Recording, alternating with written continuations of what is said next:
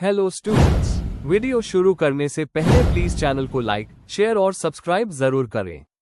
एक important information, अगर आपको इस वीडियो के नोट्स चाहिए तो डिस्क्रिप्शन बॉक्स में दिया गया डाउनलोड लिंक चेक करें।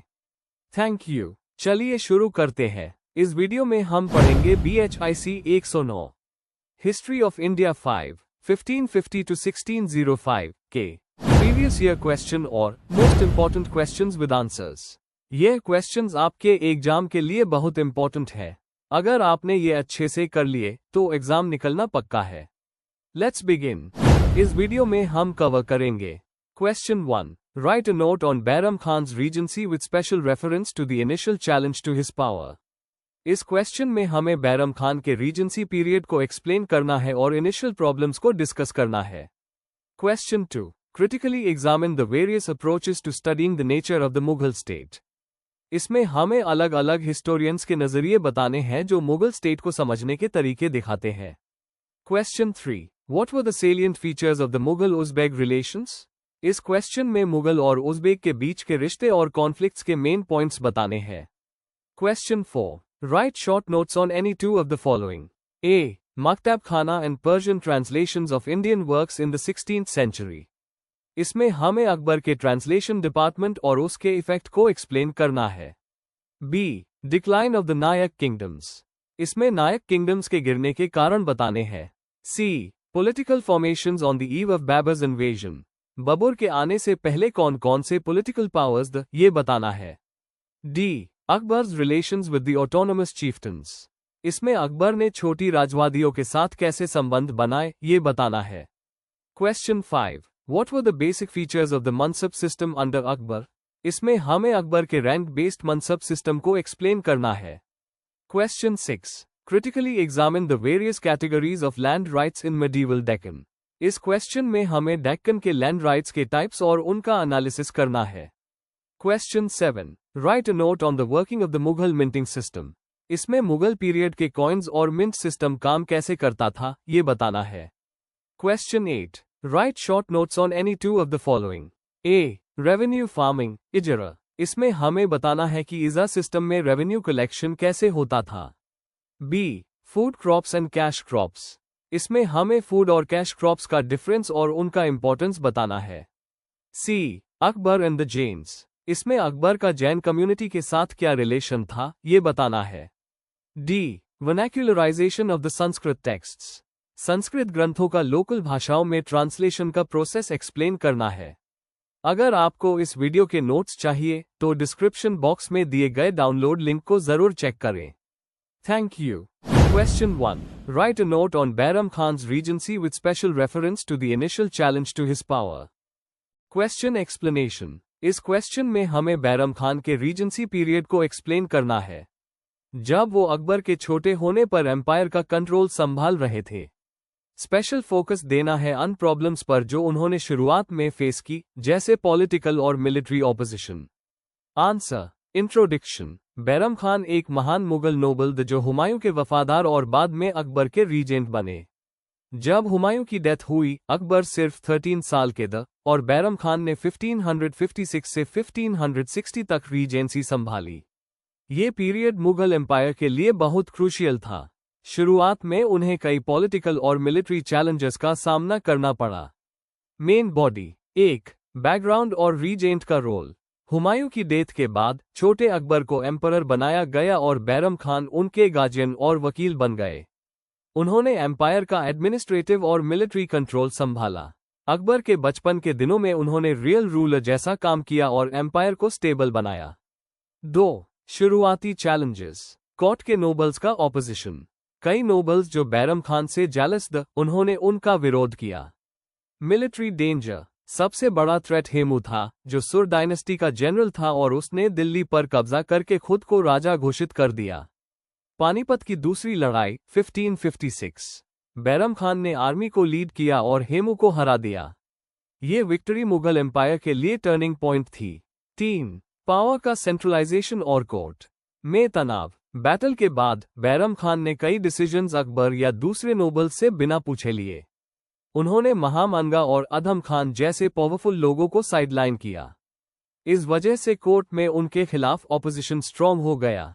4. अकबर की इंडिपेंडेंस और बैरम खान का पतन। 1560 तक अकबर ने खुद डिसीजंस लेना स्टार्ट किया और बैरम खान के कंट्रोल से निकलना चाहा। महामंगा के सपोर्ट से अकबर ने बैरम खान को रिमूव कर दिया और उन्हें हज के लिए भेजने का ऑर्डर दिया। गुजरात में एक अफगान नोबल ने बैरम खान को मार दिया जिसका बदला लेना था।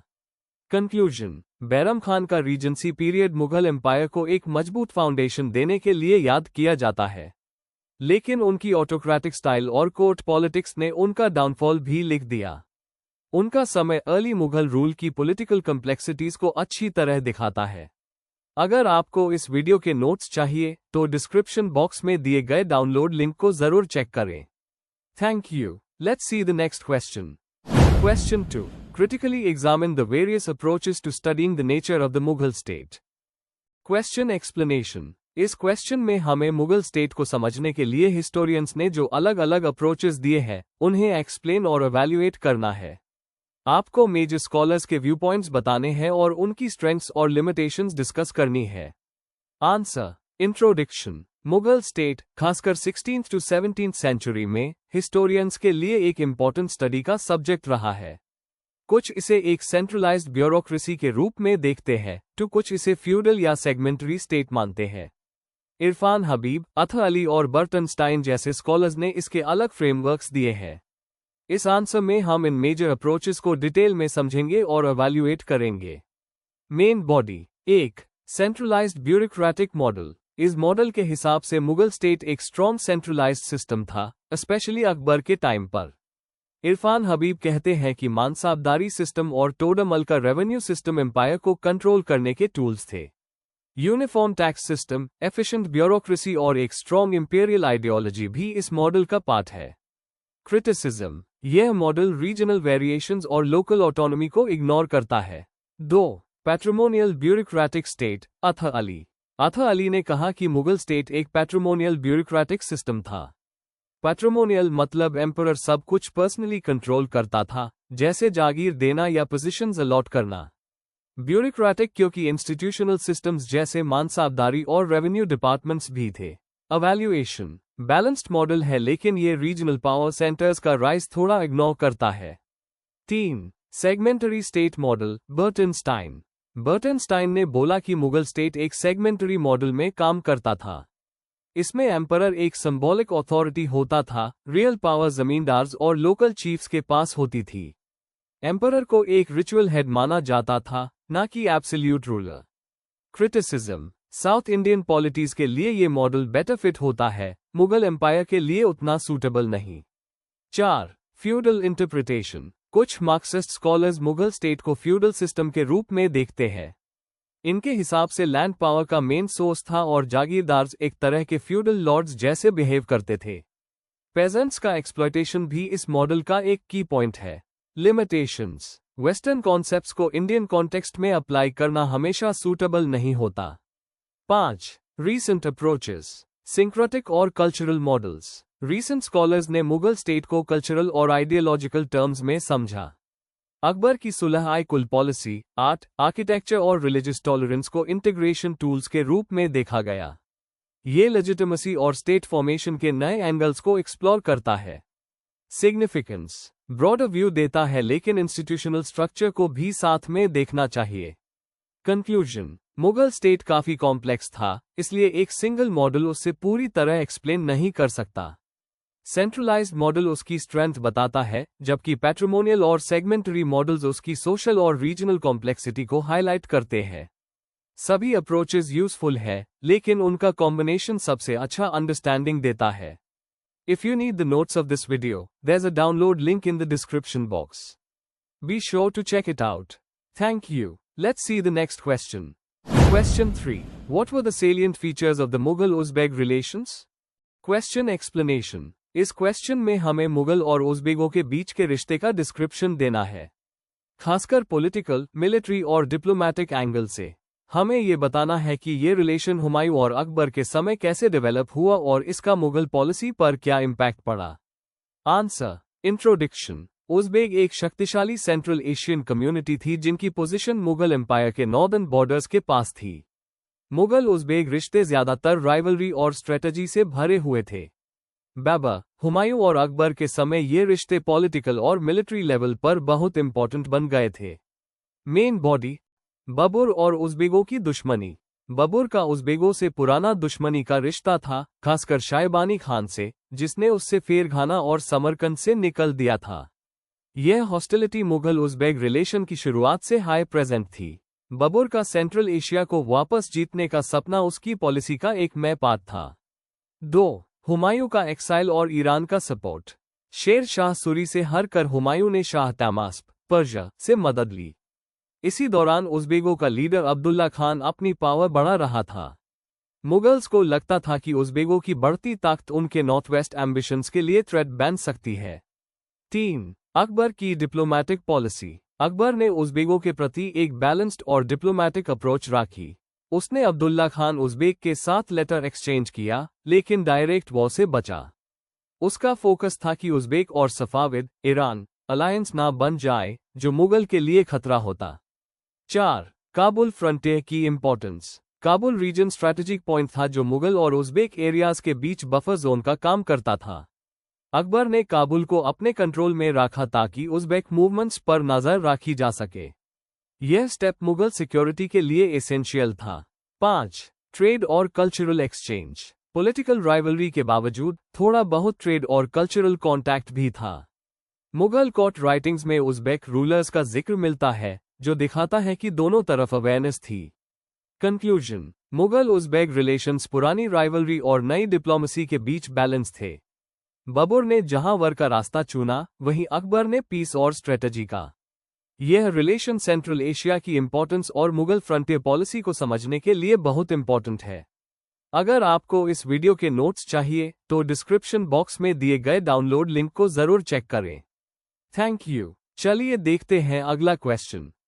Question 4. Write short notes on any two of the following in about 200 words each. A.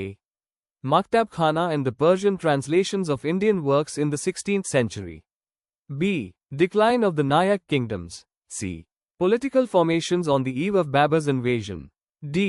Akbar's relations with the autonomous chieftains. Question explanation. इस क्वेश्चन में आपको 4 टॉपिक्स दिए गए हैं, जिसमें से किसी भी 2 पर शॉर्ट नोट लिखना है, 200 वर्ड्स के अप्रॉक्स। टॉपिक्स मेनली अकबर के समय के कल्चरल और पॉलिटिकल रिफॉर्म्स और बाबर के आने से पहले के पॉलिटिकल सेटअप से जुड़े हैं। आंसर। इंट्रोडक्शन। हर टॉपिक एक इंपॉर्टेंट हिस्टोरिकल थीम से जुड़ा है, चाहे वो अकबर की कल्चरल पॉलिसीज हो या रीजनल किंगडम्स का डिक्लाइन। इन पॉइंट्स को समझना 16th सेंचुरी के भारत का ब्रॉडर पॉलिटिकल और कल्चरल सीन समझने में मदद करता है। ए. मकतब खाना और 16th सेंचुरी में इंडियन वर्क्स के पर्शियन ट्रांसलेशंस। अकबर की कल्चरल पॉलिसी। अकबर ने 1574 में फतेहपुर सिकरी में मकतब खाना बनवाया था। इसका एम था कि संस्कृत, अरबिक और रीजनल टेक्स्ट्स को पर्शियन में ट्रांसलेट किया जाए। पर्पस और इम्पोर्टेंस। हिंदू मुस्लिम कल्चर्स के बीच अंडरस्टैंडिंग और इंटीग्रेशन बढ़ाने का एक एफर्ट था। अकबर की रिलीजियस और फिलोसॉफिकल क्यूरियोसिटी का एग्जाम्पल भी था। इससे Indo Persian composite culture develop हुआ। Famous translations. महाभारत को रजमनामा के नाम से ट्रांसलेट किया गया। रामायणा, पंचतंत्र और आयुर्वेद जैसे टेक्स्ट भी इंक्लूड थे। अबुल फजल और फैजी जैसे स्कॉलर्स ने काफी बड़ा रोल प्ले किया। बी. नायक किंगडम्स का पैटर्न। बैकग्राउंड। नायक किंगडम्स विजयनगर एम्पायर के टूटने के बाद बने, जैसे मदुरई, तंजौर, जिंजी।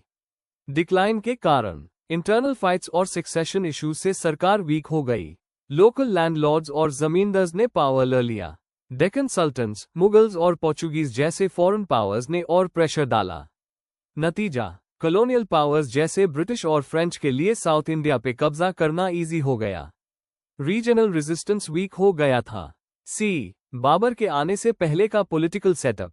पॉलिटिकल बिखराव। 1526 से पहले नॉर्थ इंडिया में सेंट्रल अथॉरिटी वीक थी। दिल्ली सल्तनेट, इब्राहिम लोरी, अनस्टेबल और अनपॉपुलर थी। रीजनल पावर्स का रोल। राजपूत स्टेट्स जैसे मेवाड़ पावरफुल थे। अफगान चीफ्टन्स और बेंगल, मालवा जैसे किंगडम्स इंडिपेंडेंट थे। इन सब की वजह से बाबर के लिए इंडिया कॉन्कर करना रिलेटिवली इजी हुआ। डी. अकबर और ऑटोनोमस चीफ्टन्स के रिश्ते। डिप्लोमेसी और इंक्लूजन का पॉलिसी। अकबर ने डिप्लोमेसी, टॉलरेंस और मिलिट्री एक्शन तीनों का यूज किया। मैनी चीफ्टन्स को मनसब देकर कोर्ट का पार्ट बनाया गया। राजपूत पॉलिसी का एग्जाम्पल, राजपूत प्रिंसेस से शादी जैसे अंबर की प्रिंसेस से। इन रिटर्न राजपूत जनरल्स जैसे मन सिंह मुगल आर्मी के हिस्सा बन गए। इम्पैक्ट, मुगल कंट्रोल पीस के थ्रू एक्सपैंड हुआ। एम्पायर बनाने में मिलिट्री से ज्यादा कोऑपरेशन का रोल था। कंक्लूजन, ये सब टॉपिक्स दिखाते हैं कि अकबर का जमाना सिर्फ मिलिट्री एक्सपेंशन नहीं बल्कि कल्चरल यूनिटी और पॉलिटिकल डिप्लोमेसी का भी टाइम था। रीजनल पावर्स का डिक्लाइन और मकतब खाना जैसे एफर्ट्स मुगल भारत के स्ट्रक्चर को डिफाइन करते हैं। Before we end, please like, share and subscribe the channel for more such study materials and one important information अगर आपको नोट्स चाहिए तो डिस्क्रिप्शन बॉक्स में डाउनलोड लिंक दिया हुआ है, जरूर चेक करें। Thank you.